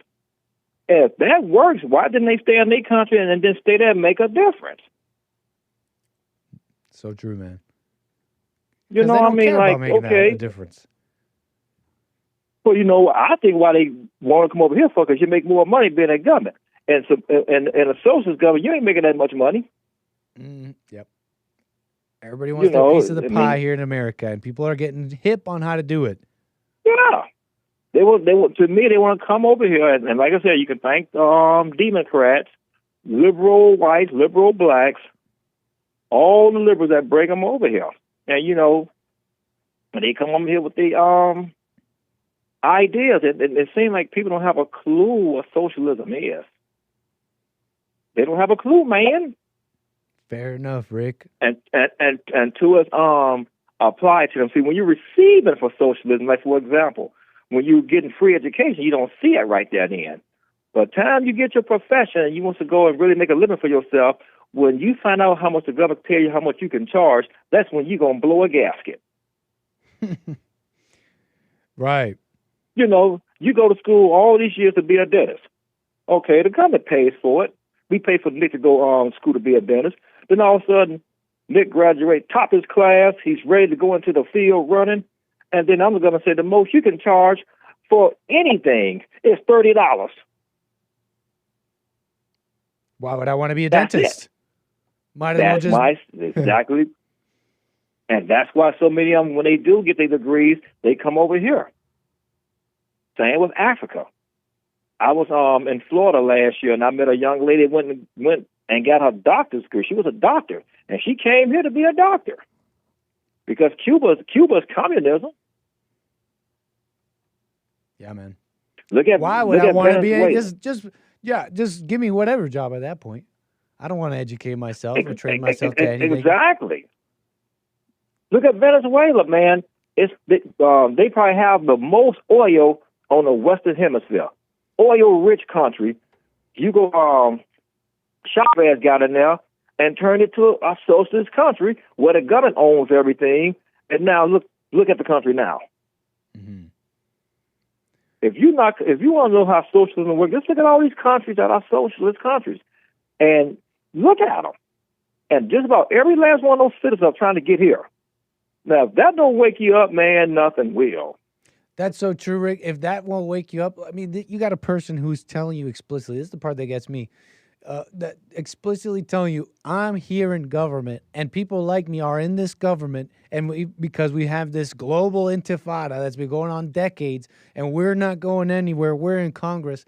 You're telling me you are not an American politician, and that doesn't mean anything anymore. You could go on TV, get on this seat, get on the mic and say, no, I don't care about America. I'm here in government because I care about Palestine, because I care about whatever. And you could still be, and you could just like operate like that with impunity. Nobody could just instantly say disqualified, I don't know, jail, obscurity or whatever. Yeah, the country is not operating well. That's not a country. Wow. Yeah. Basically, people, yes, right? It's an American politician. You're supposed to be about America, right? They're telling you explicitly, I'm in government to care about Palestine. It's a global intifada. We're not going anywhere. But it just seems like everybody's corrupt. Look at these judges. You know when President Biden was in, all these countries charging the U.S. tariffs. I mean, charging them tariffs out the yang-yang. None of these judges, none of them showed up. None of them. Now, President Trump comes in and try and make these countries play fair and say, you don't drop your tariff, we raise it now to 150%. And that's a way to get them to do what's right. They're going to do, you can't do that. But yet, they didn't say nothing when they was charging us tariffs. Why is that? And you don't see that, man. Even if Jesus Christ came down from heaven, poked you in the eyeball, you wouldn't see it. So true, Rick. Yeah, I'm watching all the terror stuff too. I'm not even that familiar. I hear about it, and I'm like, sounds amazing. Let's watch and see. It's exciting to me, man. That's what you gotta have. I just don't know, right? I'm not that familiar with that kind of stuff. Only thing Trump is doing is forcing them to drop their tariffs. Don't get me wrong. I'm looking at it as a business perspective. That's just like if me and you trading. You say, Rick, if you buy 100 BMWs that I'm selling, and I buy 100, Fords that you're selling, we equal trade. Well, if you're only buying $60, and you putting taxes on my stuff, and you're not even buying $100. What am I supposed to do if I talk to you and ask you to buy 40 more cars where we could be even, and you don't refuse to honor the trade agreement? What's only left to do? Put tariffs on your goods. No, I understand that part. That's just good trade and stuff. That's just straight up business. You know, it's just business. straight up business. People think tariffs. That's it. They hear tariffs, and maybe they've heard it. Maybe they hear the last time they heard about tariffs is the public hears about sanctions, maybe, and or something like that. And so I gather that there's some sort of connection and sentiment here where people are thinking tariffs are like almost like an act of conflict and war, maybe. You know how America puts sanctions on countries. I gather the public kind of has this kind of similar thing about tariffs, as they're not always a way to just fight somebody and penalize a country, because in many cases it's nothing like that at all. Like, for example, India and America. India does a whole bunch of business with America. They send a whole bunch of stuff and they get a whole bunch of money for it. And what does America do with India's goods? Nothing. They don't do anything. So what's happening there? You have an unfair relationship. It's like basically the American public is there is something being paid for here. Sure, it's the Indian goods, whether cheaper or for whatever reason. But what's really happening is somewhere along the way, the people who are truly getting enriched are the people who made that deal in the first place. Hey, Indian firm, etc., or whatever nation, sell us this stuff. We'll make sure that you get to sell to the American taxpayer, a very lucrative market. But the people, right? America at large. This is what a good business person kind of understands, and that's why I trust Trump on that. You know, I understand it. And I know people say, hey, you too pro-Trump. I say, I'm just understanding what he's doing. I see the vision. He's just trying to get them to play fair. That's it. That's all he's doing. Nothing else, nothing more, nothing less. He's just trying to get them to play fair by trade. And to me, a lot of them, and like I say, they come to the media, they come freak everybody out, you know, scare everybody. Oh, I don't want my Louis Vuitton to be overly priced. And y'all not looking at it from a business perspective. Fair enough, Rick. Appreciate your call on this, man. Anything else you want to say? No. Well, you know, just pray that people wake up, man, because, you know, like everybody's so stuck on diversity. I don't mind diversity, but I just say hire the most qualified, man, because I'm like this. Like Brett the Hitman says, I'm a heat and air conditioning tech by trade. When it comes to heat and air conditioning, I want to be the best there is, the best there was, and the best there ever will be. Those words are from one of my favorite wrestlers, Brett the Hitman Hart. Interesting, man. Rick. Yeah, so that's it, man. So yes, sir. I just want to talk about the government. You got so many foreign people in our government, man. Hey, man, we probably can run, Nick, and win. They can come over here and win. Say that and again. Haven't been here long. Say again. Say that again about running and winning. I say, me and you, we probably can run for Congress and win, because if these foreigners are coming in, hey, they doing it. Rick and Nick, be worth a try. Nick and Rick, you think so? We probably can. If they come over here and say over here about twin senators, Nick and Rick, we come as a package deal. That's just how it works. Hey, if they can do it, Nick, we probably can do it. Yeah, you know, you bring up actually kind of don't you see it doing it? Yeah. You bring they up come here and don't even stay. It's a matter of will. Are you willing to do it? Sometimes it's just a vacancy. They get elected real pretty quick, if you will. And they haven't even been here probably nearly as long as you and I have been here. But I don't have anything against immigrants. But they're coming here, being Congress. They got a socialist running in New York. They got a Somali guy running in Minneapolis. You see what I'm talking about? Yep. You're right, man. I just think, man, we conservatives, man, we got to start running for office, man. We don't like it, man. We just can't sit there and complain when they win. That is so true. You know, I don't think I can run in, man. I probably couldn't get used to always having cameras at your house, you know, reporters following you around. I don't know if I can never get used to that. You got some media training over the years, maybe, with some calls and all that.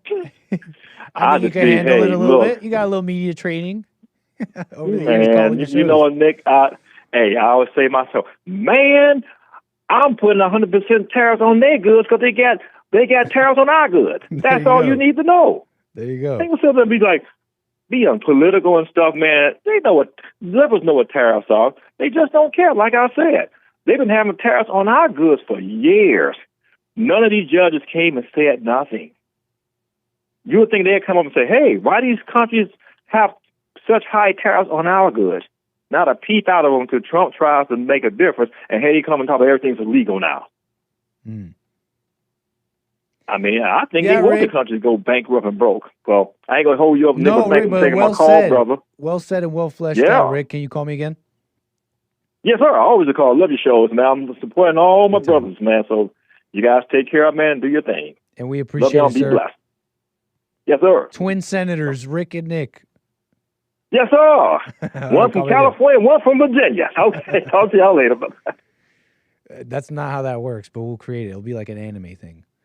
Twin senators. I'll be like all in white. He'll be all in black, or he'll be all in white. I'll be all in black. Kind of have a kind of like a weird color thing going on, right? Yin yang kind of thing.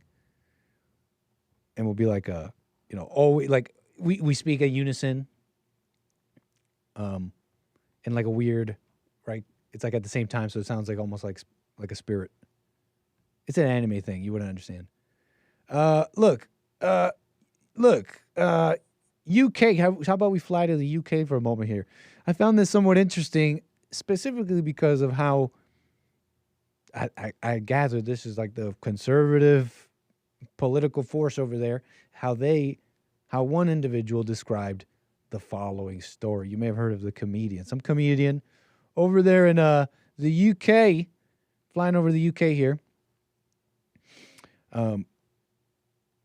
And there is you may have heard some of this, and we'll get back to the calls.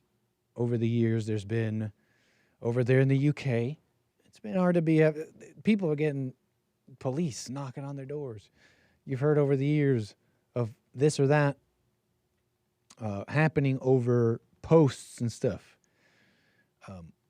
How far it's gone and all that, I'm not that familiar. I gather that some of it was internet hype on how bad it is.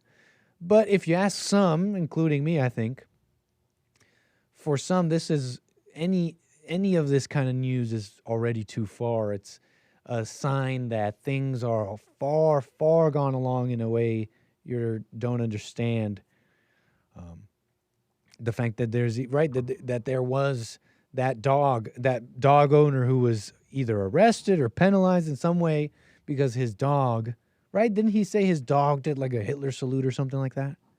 It was something like a dog. And he made some joke about his dog being like a Nazi or something.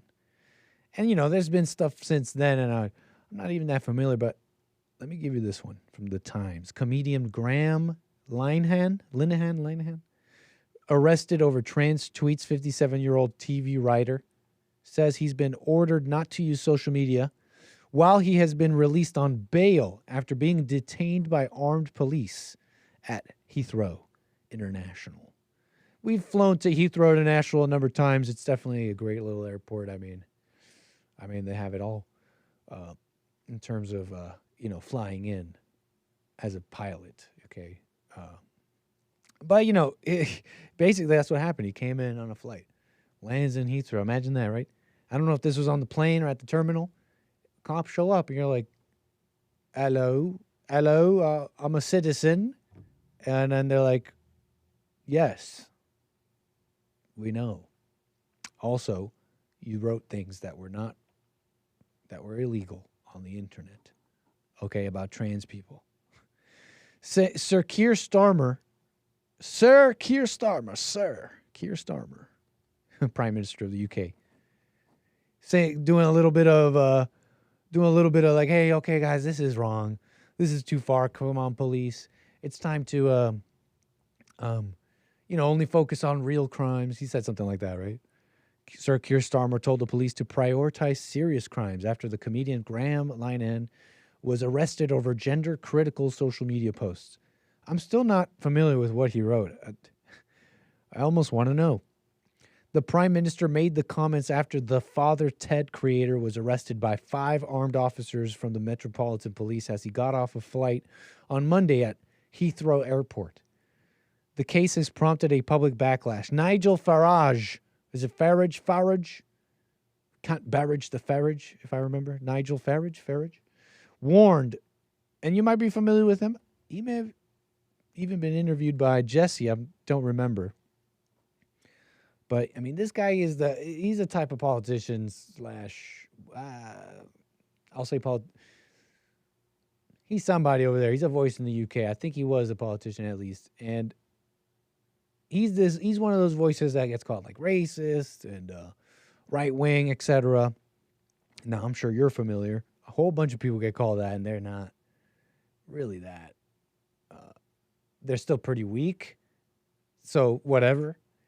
I don't really have an impression of Nigel, but he did say this. The case prompted a public backlash. Nigel warned ahead of a visit to U.S. politicians that free speech is under assault. He says the Graham Linehan case, is it Linehan, whatever, case is yet another example of the war on freedom in the UK. And that's really the line that had me save this story for all of you. Not that deep. Let me not spend too much time here. Look, I just thought that sentence, that line there was maybe a little inaccurate. Maybe I haven't thought about this that well. Even now I'm mulling it over, maybe even rethinking what I initially thought. But I thought that maybe war on freedom is a little vague. Don't you think at this point even? A war on freedom, everybody says that. The Democrats, the left, the communists, they talk about freedom.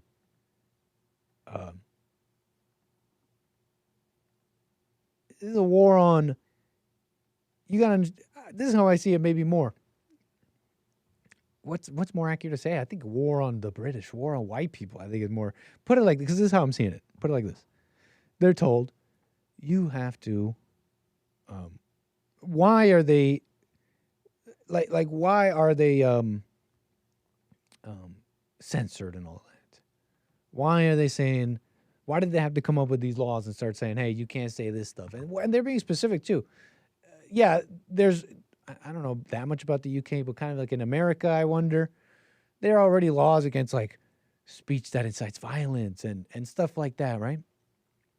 They've added on to this kind of stuff over in the UK and in here too, in Canada. But what I'm getting at is the specific language they've added is stuff about phobias, Islamophobia, anti-Semitism. They've added this language about hate crime, hate speech, and that kind of stuff. And that kind of stuff can only be perpetrated on everybody but the British, the white man, the American, the patriot, the decent law abider. So it's a war on freedom. It's a war on those people. It's a war on being British. They're telling you can't even have these flags. They're deriding and trying to make a mockery of these folks, old and young, marching and painting English flags everywhere, which I think is Operation Raise the Colors. I'm with it. I support them. I mean, in the sense that I think it's fine, right? But yeah, war on freedom. It's like there's a war on England and the English on those ideals, on your ancestry. This is why I'm mulling it over, because I'm saying these things, but it's like war on your ancestry. Like, what does that really mean? Like, can you really? Is that just another kind of thing you'll say to yourself, right? Is that just another thing an English person can say to themselves and make a victimhood out of, make a story out of? Just throwing that out there. But for those kind of listening, you understand the needle I'm trying to thread here. It's like the war on freedom. It's a war on them, on the English, the British, on their ideas, their traditions, on that. And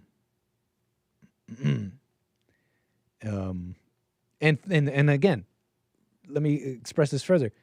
The reasoning why. Why can you arrive to this? I think you can arrive to this. I think you can arrive to this because look, what's the reasoning behind having this phobia laws, anti-Semitism, all that stuff? There is an overarching notion. It's just a narrative. The story is we're anti-racist now. We're diverse now. We defeated all that. I think World War II. I'm starting to get hazy here. I think they thought that. We defeated this. Now the people are sovereign and these nations can grow. I don't know. It starts getting hazy for me here, folks. But that's kind of the story, the narrative. And even if the details kind of got hazy over the way somewhere, those in power have decided to keep things going and stable. We basically have to brainwash them and tell them, hey, or just silence them, etc. But basically, no, you're not allowed to complain about the immigrants. No, you're not allowed to complain about the LGBT, because we kind of decided that we're, ordering society a certain way, whether they're wrong or right, willing to run it into the ground even, so to speak, if for their vision. I think so. I really sincerely think people are that crazy. I don't think that's that wild to say. So, I think that's what's happening.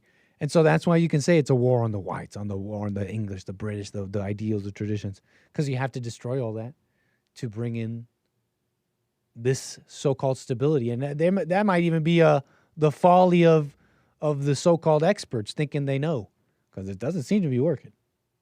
People are having trouble. They're fighting. The articles are coming out. They're being hella more racist, Nazi. They're being coons. They're being everything. All the things you don't want them to be, especially with the young, with the youth.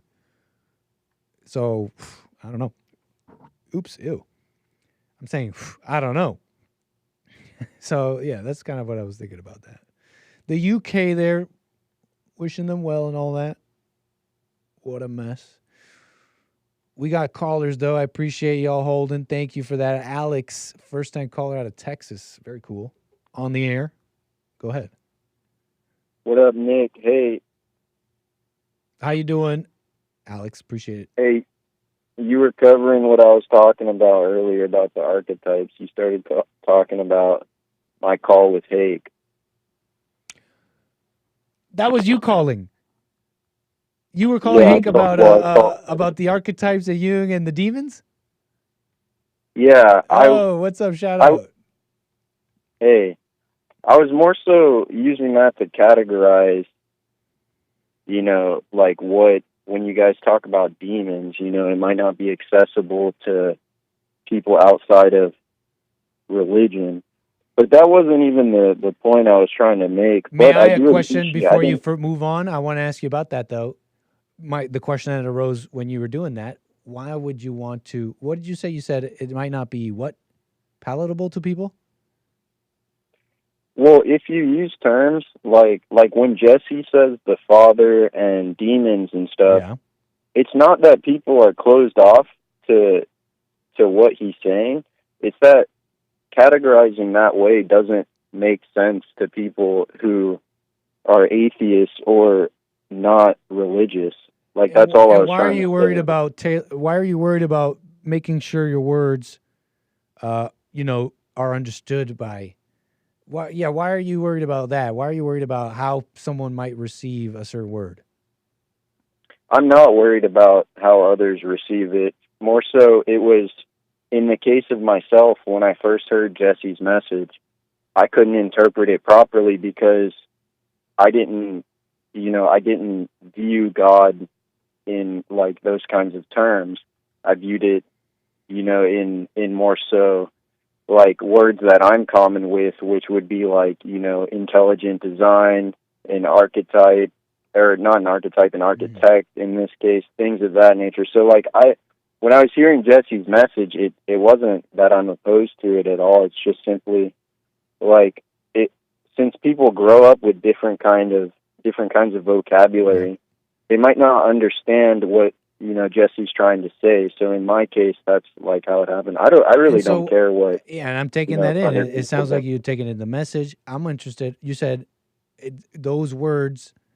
You identified more with those words than the ones that Jesse was using or whatever. Tell me why. Why those words and not the others for you?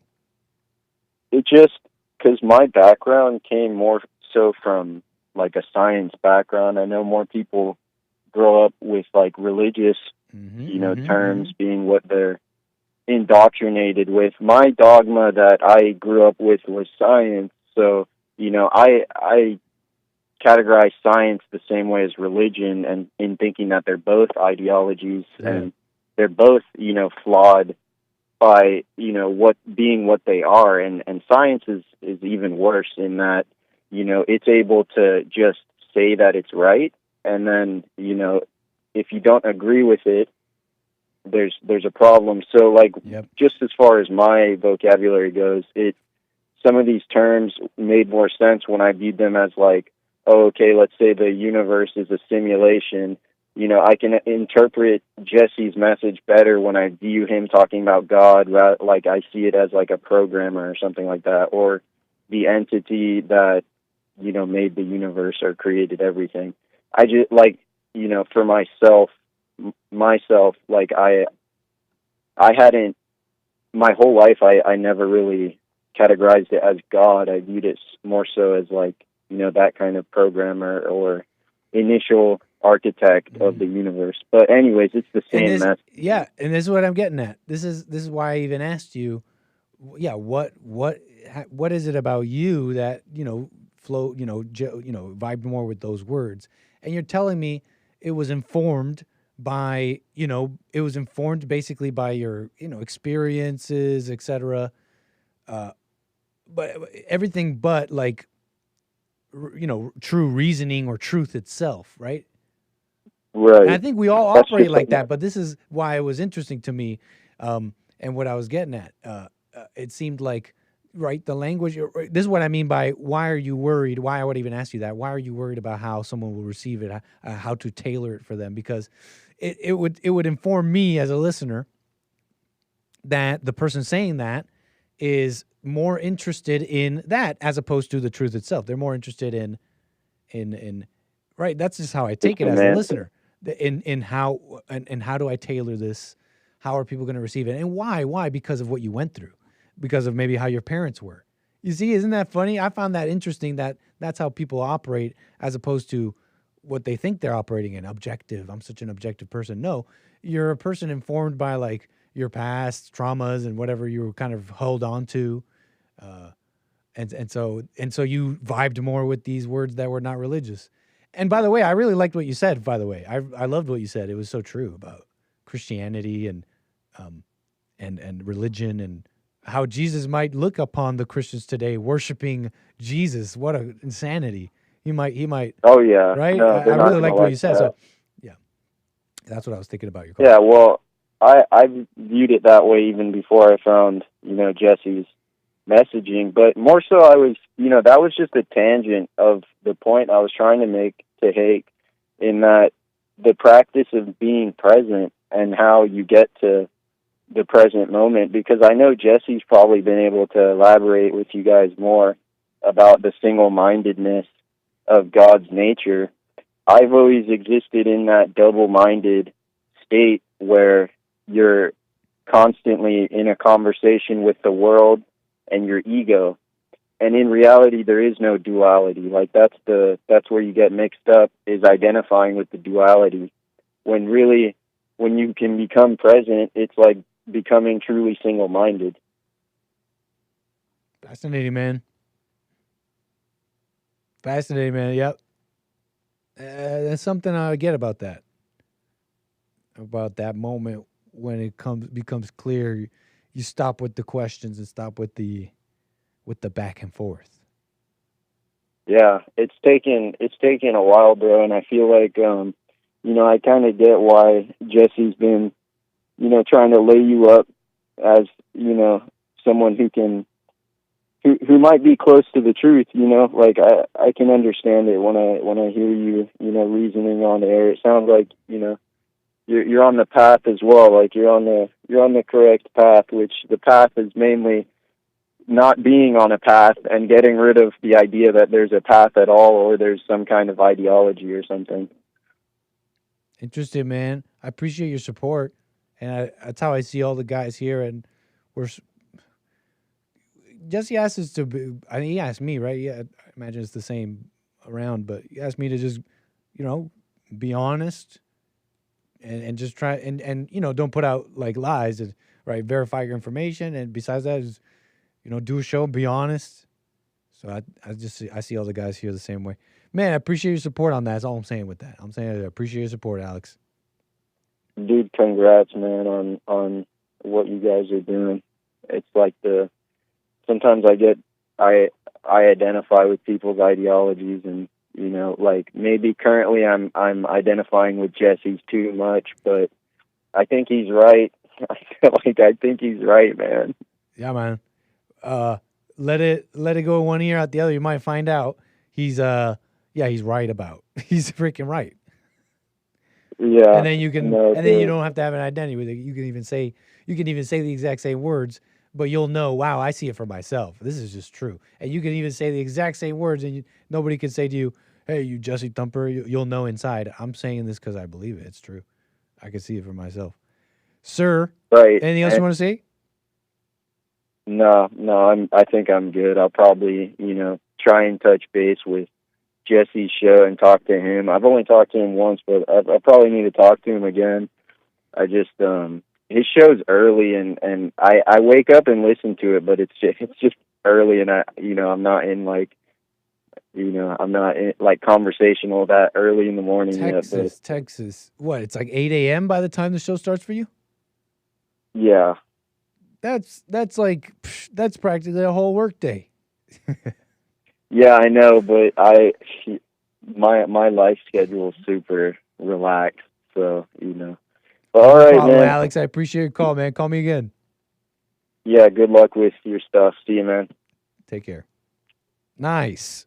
Amazing. Let's see the super chats here. We're in the last minute of the show. I can't believe it went by just like that.